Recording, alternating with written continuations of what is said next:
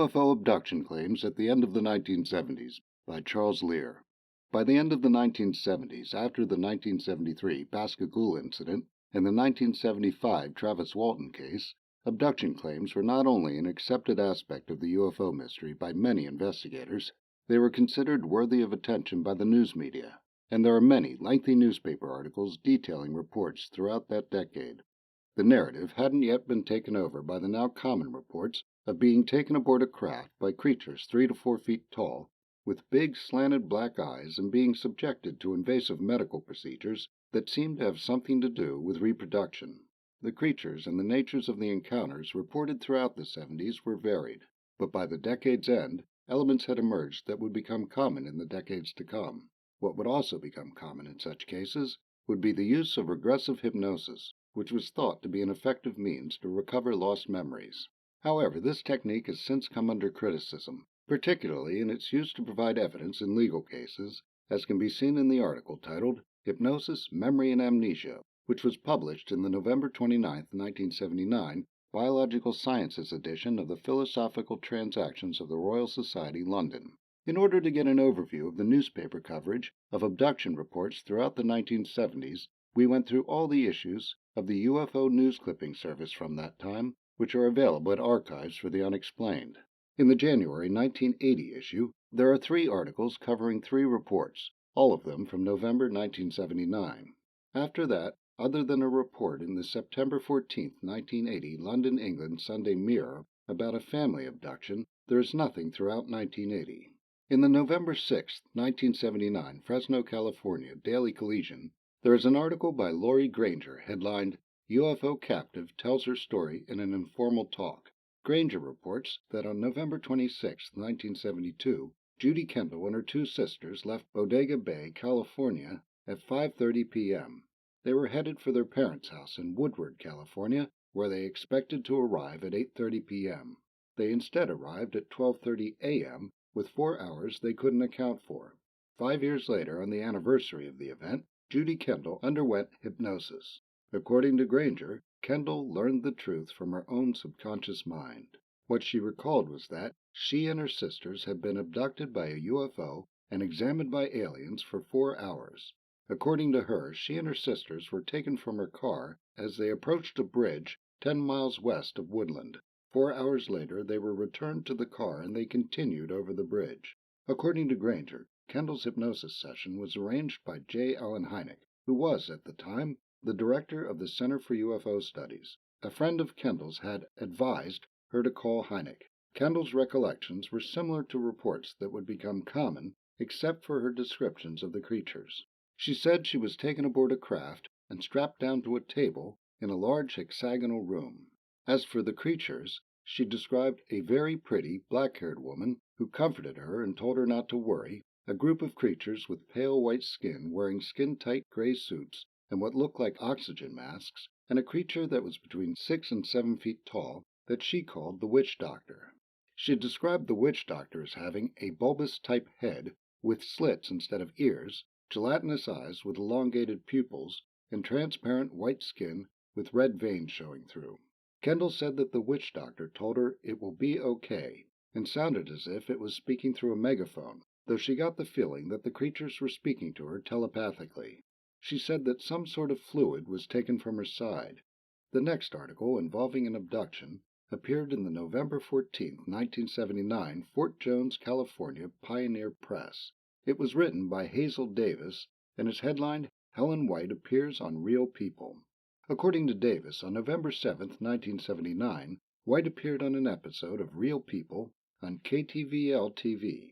She was one of 3 people claiming to have had an abduction experience who were interviewed during a 3-day Mutual UFO Network convention that ran from July 6th to July 8th. White claimed she was abducted from a car along with 2 men. All 3 were residents of Happy Camp, California. The next memory they had was of waking up in the ship in the sky. According to White, the creatures, described only as beings, spoke English and promised not to hurt them. The next thing White describes is being back in the car, and that she and the 2 men were singing the hymn, There is Power in the Blood. White described 2 later encounters, one where she was taken aboard a craft and examined, and another where she escaped by driving away in a truck. She also reported being visited by a creature in her bedroom. Helen and her husband Clem are described as being regular subscribers to the MUFON UFO Journal. The last article has a description of creatures that is very similar to that of the Greys, along with a depiction of one of them. The article is by Edward C. Fennell and headlined "Charleston Resident Claims They Paid Him a Visit" in the November 18, 1979 Charleston, South Carolina News and Courier. It tells the story of North Charleston resident William Herman, who reported being taken aboard a craft on March 18, 1979. He described his captors this way. Their skin was the color of a marshmallow. Their eyes were long and dark, with a brown iris. Their heads looked like overgrown human fetuses with no ears or hair. I heard a voice telling me to have no fear. According to Fennell, Herman had undergone psychological stress evaluation, polygraph tests, and interrogation under hypnosis. There's no report of Herman being medically examined by aliens, but there is a report that Herman ended up with a memento of his encounter. Herman claimed that on April 21, 1979, a metal ingot materialized in his bedroom in a globe of blue-green light. Impressed into it was the word "man" in capital letters, and what was later determined to be a chart of the Zeta Reticulum star group by Aerial Phenomena Research Organization investigator Wendell C. Stevens. According to Fennell, APRO tested the metal ingot and sent photos Herman had taken to the Jet Propulsion Laboratory in Pasadena. There is no mention of any results or conclusions. As this case involved APRO, one would think there would be something about it in the APRO bulletin. There isn't. There is, however, an open letter from APRO director Jim Lorenzen in the August 1979 issue complaining about the use of his name by Stevens in his book UFO Contact from the Pleiades, inferring that he endorsed the claims contained therein. The book contains photos taken by Billy Meyer, who claimed they showed spaceships from the Pleiades. Lorenzen wrote in his letter that his inclination was that the case was a hoax, and he offers evidence to support that. Stevens wrote a book with Herman about Herman's case, titled UFO, Contact from Reticulum, that was published in 1981. There is a video documentary about the case, titled UFO Abduction. It's a low-quality production by Arcturus Films and has Herman describing multiple sightings of UFOs and pictures he'd taken of them. Stevens is featured as the main investigator, along with Junichi Yaoi from Nippon Television. The documentary starts off as an investigation into Herman's sightings and pictures. It ends with him being hypnotically regressed and describing his abduction and captors. Jim and Coral Lorenzen are listed in the credits as investigators. Herman's case generated a great deal of interest, and there has been much written about it by researchers such as John Schuessler and Richard Hall.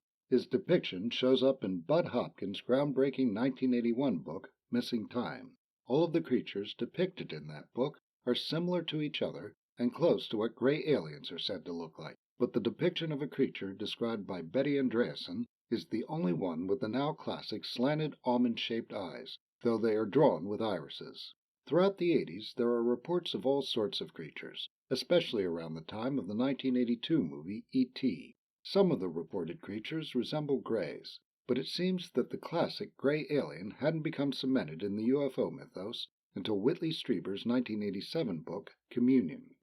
Charles Lear is the author of The Flying Saucer Investigators, available at Amazon.com.